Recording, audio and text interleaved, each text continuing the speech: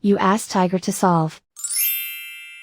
This deals with linear equations with one unknown. The final result is x equals -5. Let's solve it step by step. Swap sides. Group all constants on the right side of the equation. Subtract 6 from both sides. Simplify the arithmetic.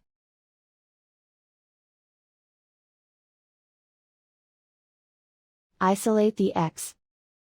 Divide both sides by 2. Simplify the fraction.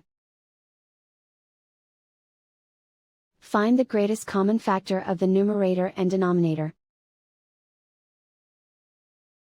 Factor out and cancel the greatest common factor. And so the final result is x equals -5.